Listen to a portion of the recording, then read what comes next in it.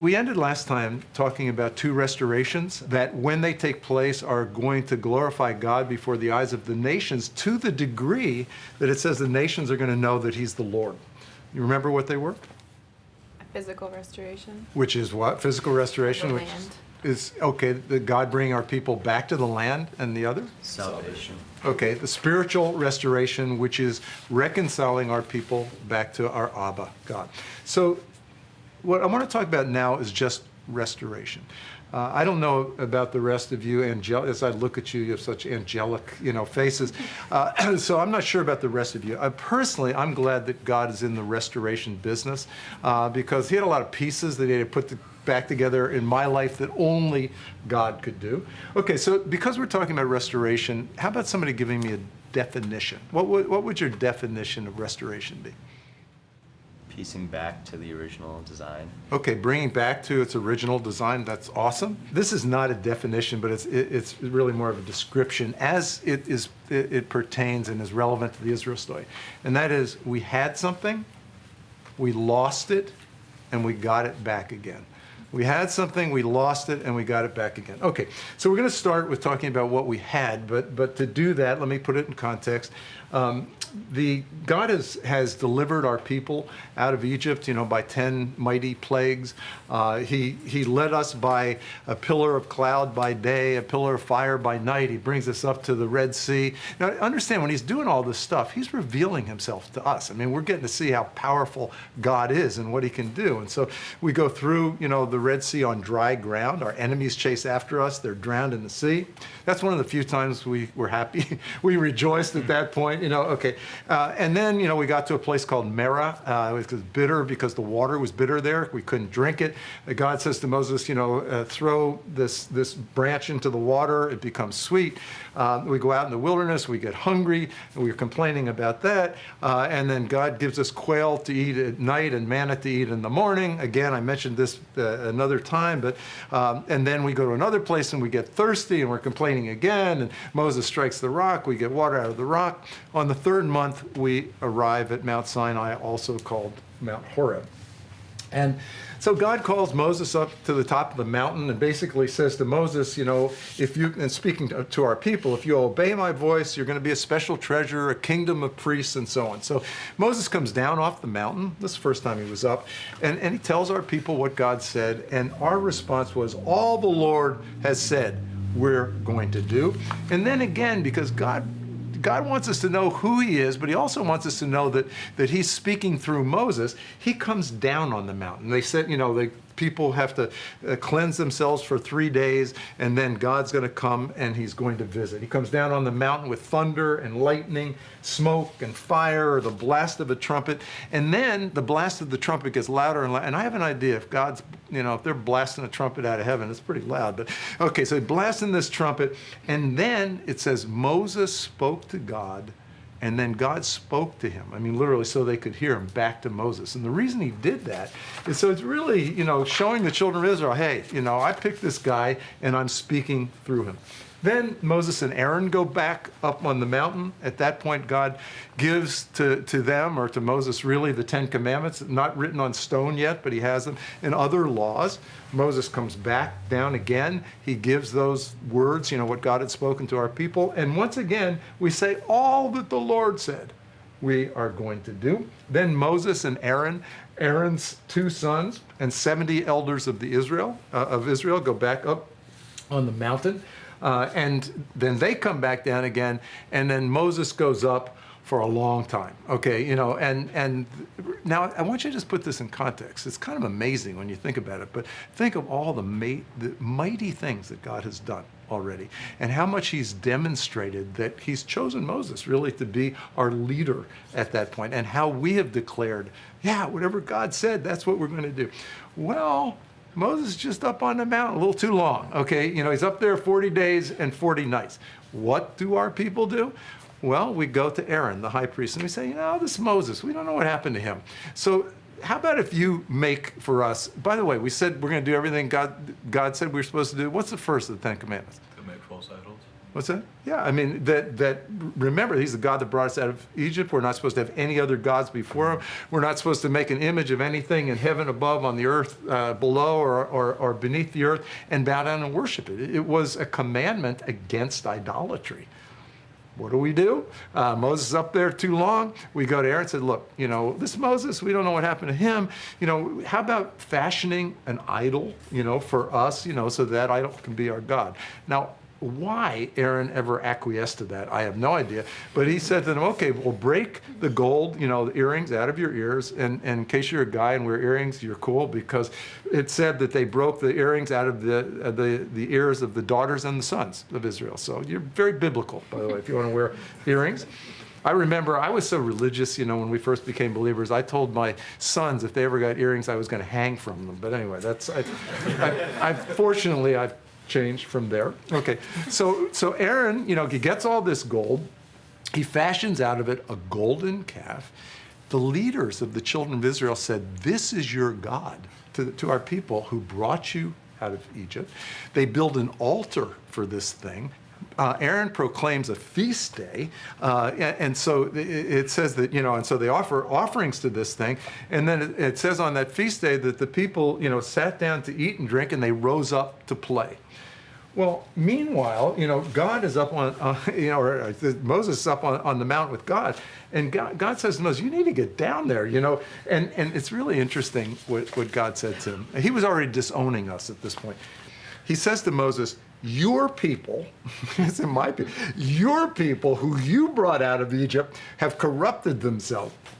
And then he went on to say to him, he said, look, this is God speaking to Moses. He said, look, just leave me alone and let my anger or wrath build up here, and I am going to wipe them all out, and I'll raise up a people from you. And of course, Moses intercedes, and he reminds God of the things that we've been doing. He said, well, no, you can't do that. Don't you remember the promise you gave to Abraham? And, you're going to bring his descendants into the land, and if you do that, the Egyptian, this is going to reflect on you, is really what he's saying. The Egyptians are going to say, you just brought them out to kill them in the wilderness. God says, all right, look. Okay, you can take them into the land, no problem, but I'm not going up in their midst, because they are a stiff-necked, which means stubborn people. They are stiff-necked people, and if I go up in their midst, I'm likely to wipe them out. All right, so Moses comes down off of the mountain, and he sees what's going on, and he gets really ticked off. Now, at this point, he's got, the Ten Commandments written on stone on both sides. He's so angry, he throws them down, and he breaks them, and he goes up to Aaron, and he says, I'm paraphrasing, what the heck, are you doing, And Aaron comes up with the lamest excuse in the whole Bible. You know what he said? He said, well, the people and, their tendency towards sin, and they gave me this gold, and I threw it in the fire, and this calf came out. Seriously, that's what I mean. How he thought he was going to get away with that, I have no idea. But Moses was so angry that he broke this thing up, he ground it into powder, threw it in the water, made the children of Israel drink it. And then he said, who's on God's side? The Levites come over to him, and he says, go in and start killing your brethren. Seriously, as a judgment. And they killed 3,000, of the children of Israel that day. Okay, that was that. So after that's the introduction. So after that, it says Moses pitched his tent far outside the camp. And this tent became known as the tent of meeting, because when Moses went into this tent, it says that this pillar of cloud came and stood in front of the doorway to the tent, and there God spoke to Moses. And literally, when that happened, it said all children of Israel came out of their tents and sort of watched all that happen. So we're picking this up with first a description of the way in which God spoke to Moses. And to remind you, we'll get to this again, we're going to be talking about what Israel had. So would somebody start and just read Exodus 33 and 11, please? So the Lord spoke to Moses face to face, as a man speaks to his friend. Okay, so the Lord spoke to Moses face to face. In Hebrew, it's panim al panim. Panim is the word for face in Hebrew. Okay, so let's pick up on the conversation. Would somebody read Exodus 33 and verses 12 through 16, please? Then Moses said to the Lord, see, you say to me, bring up this people, but you have not let me know whom you will send with me. Yet you have said, I know you by name, and you have also found grace in my sight. Now therefore, I pray, if I have found grace in your sight, show me now your way, that I may know you, and that I may find grace in your sight. And consider that this nation is your people. And he said, My presence will go with you, and I will give you rest. Then he said to him, If your presence does not go with us, do not bring us up from here. For how then will it be known that your people and I have found grace in your sight, except you go with us? So we shall be separate, your people and I, from all the people who are upon the face of the earth. Okay, so what's happening here? Why is Moses saying, well, you didn't show us who's going up with us? Because remember, up on the mountain, God had said, hey, you take them in, but I'm not going up in your midst. And so Moses is saying, well, you haven't shown, who's going with us. Well, the Lord has I'm not going to say changed his mind on how that works with God, but what God is saying here is well, what's translated in our translation, my presence will go with you. This is translated as presence, but it's another form for the word face, panai, which means my face. So God is really saying, my face will go with you. And then Moses responds, and again, translated here, presence, but in Hebrew, it's panecha, which is another form of the same word for face, your face. So Moses is saying, well, if your face doesn't go with us, then don't bring us up from here. So again, okay, God's speaking to Moses face to face. You haven't showed us who's going up with us. My face will go up with you. Well, if your face doesn't go up with us, then don't bring us up from here. Okay, so we'll talk about the relevance of that in a minute. How many of you are familiar with the Aaronic blessing? Not the ironic blessing, but the Aaronic blessing. How many of you are familiar? One of you. Okay. Well, the Aaronic blessing was the blessing that God commanded Moses to tell Aaron to pray over the children of Israel, and in so doing, place God's name upon us. It is, the most important blessing in Judaism. When somebody does the Aaronic blessing, they really should chant it. If you ever heard a cantor, which is like a chanter, in a synagogue, it's beautiful. Again, our son Caleb's father-in-law Aryeh, if he does the Aaronic blessing, forget it. Heaven comes down. I'm not going to chant it because we'll all leave. But I will read it if you're not familiar with it. It goes like this: Yivarechecha Adonai v'yishmerecha. The Lord bless you and keep you. Ya'er Adonai panav alecha v'hunecha. The Lord make his face shine upon you and be gracious to you. Yisa Adonai panav alecha v'yasem lacha shalom. The Lord lift up his countenance upon you and give you peace. So let's read this verse. It's Numbers 6 and verses 22 through 27. Would somebody read that, please? And the Lord spoke to Moses, saying, Speak to Aaron and his sons, saying, This is the way you shall bless the children of Israel. Say to them, The Lord bless you and keep you. The Lord make his face shine upon you and be gracious to you. The Lord lift up his countenance upon you and give you peace. So they shall put my name on the children of Israel, and I will bless them. Okay, so once again, in this most important of blessings, the high priest blessing over Israel, the blessing is the Lord make his face, his panim, shine upon you and be gracious to you. The Lord lift up, here translated countenance, same word. The Lord lift up his face upon you and give you peace. So let me ask you another deep theological question. What's all this face business? In other words, God speaking to Moses face to face. Who are you going to send with us? My face, my face is going to go with you. If your face doesn't go with us, don't bring us up from here. And then God having his face shine upon us, and God's lifting up his face upon us. So what's that mean? What's that imply? Remember, we're talking restoration, what we had. And so what we had, one of the things that we had, very important, is we had God's face. So what does that imply, to have God's face? Identity. Okay, identity, and I'd even say perhaps identification, which we'll come back to. Okay, what else when you have someone's face? You have their attention.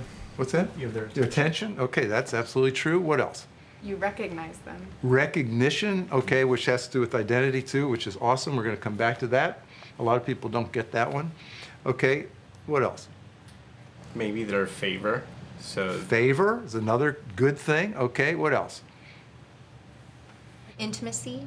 Oh, okay, so I would say yes. Presence would be another one. And as you said, relationship. And what kind of relationship? It would be an intimate relationship. And one of the things that was stated, which is very, very important to understand and relevant to the Israel story, is recognition. I don't know if any of you had this experience.